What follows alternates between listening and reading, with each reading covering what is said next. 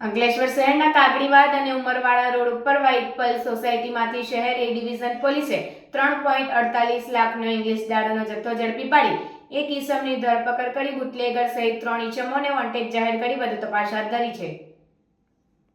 અંકલેશ્વર શહેર એ ડિવિઝન પોલીસની ટીમ પેટ્રોલિંગમાં હતી. તે દરમિયાન કાગડીવાડમાં રહેતો સુજાત ખાન બશીર ખાન પઠાણ અને કસબાતી વાડમાં રહેતો તુફેલ સલીમ મલેક કબ્રસ્તાન પાસેના 2 મકાનની દિવાલ પાસેની જગ્યામાં મોટા પ્રમાણમાં ઇંગ્લિશ દારૂનો જથ્થો સંતાડેલો હોવાની માહિતી મળી હતી. જે માહિતીના આધારે પોલીસે રેડ કરતા તુફેલ સલીમ મલેક ફરાર થઈ ગયો હતો.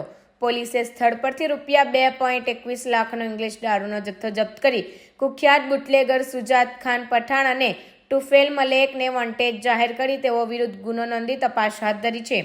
શહેરે ડિવિઝન પોલીસે કુખ્યાત બુટલેગર સુજાત ખાન પઠાણે ઉમરવાડા રોડ ઉપર આવેલ વ્હાઇટ પર્લ સોસાયટીમાં નવા બની રહેલા મકાનમાં ઇંગ્લિશ દારૂનો જથ્થો સંતાડી રાખેલ હોવાની માહિતી મળી હતી. જે માહિતીના આધારે રેડ કરતા સ્થળ પરથી આ સોસાયટીમાં રહેતા મોહમ્મદ અશદ અસલમ શેખની ધરપકડ કરી હતી અને ₹1.27 લાખનો ઇંગ્લિશ દારૂનો જથ્થો અને એક મોબાઈલ મળી કુલ ₹1.32 લાખનો મુદ્દામાલ જપ્ત કરી સુજાત ખાન બશીર ખાન પઠાણ, તુફેલ સલીમ મલેક અને અરબાઝ અસલમ શેખને વોન્ટેડ જાહેર કરી તેઓ વિરુદ્ધ ગુનો નોંધી ત્રણેયને ઝડપી પાડવાના ચક્રો ગતિમાન કર્યા છે.